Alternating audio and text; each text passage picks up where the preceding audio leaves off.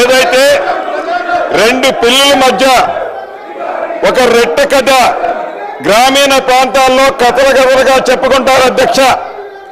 ఆ కథ ఏంటంటే ఒక రొట్టె ముక్క, రెండు రొట్టె ముక్కలు ఉంటాయి అధ్యక్ష.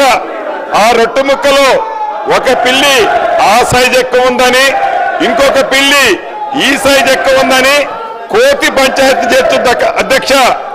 చివరికి రెండు పిల్లుల్ని కాదని ఆ రెండు రొట్టె ముక్కలని ఆ కథలో కోతి తిన్నట్లే ఈ ధరణి కాన్సెప్ట్ ని పెట్టి తెలంగాణ రాష్ట్రంలో ఉండే దళిత గిరిజన మైనారిటీ బీసీల వేలాది ఎకరాల భూములని ఆనాటి పెద్దలు కోతి సామెతలాగానే తన్నుకుపోయారు అధ్యక్ష. ఈ ధరణిని పెట్టి అదే రకంగా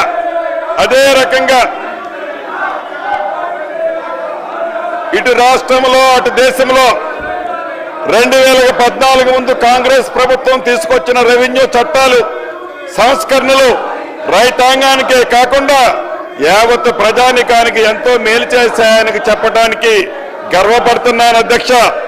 అదే నిబద్ధత, అదే ఆశ, అదే ఆశయాలతో ప్రతిష్టాత్మకంగా ప్రవేశపెట్టిన ఈ భూభారతి 2024 రెవెన్యూ చట్టం నిజమైన ప్రజల చట్టం. అక్షరాల భూమి ఉన్న ప్రతి ఒక్కరికి ఇది చుట్టం అధ్యక్ష. అంతేకాదు దేశ చరిత్రని సరికొత్త సంస్కరణలతో లిఖించిన ముగ్గురు వ్యక్తుల గురించి ఇక్కడ చెప్పుకోవాలి అధ్యక్ష. అదృష్టవశాత్తు ఈ సంస్కరణలన్నీ చేసింది తెలంగాణ బిడ్డలే కావటం మరొక విశేషం.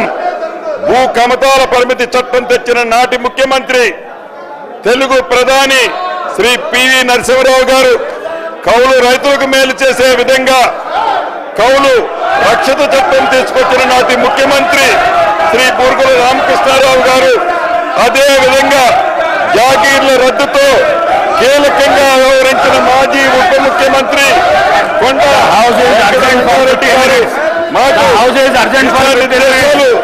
అని ఇక్కడ చెప్పాలి. అడుగుజాడల్లో అధ్యక్ష ఇది ఏమి సంస్కృతి అధ్యక్ష? పేద రైతుల అధ్యక్ష అదే రకంగా ఎలా ఇబ్బంది పడ్డారో ఒక ఎగ్జాంపుల్ ఈ వేదిక ద్వారా మీ పర్మిషన్ తో చెప్పదలుచుకున్నాను అధ్యక్ష. సిద్దిపేట జిల్లా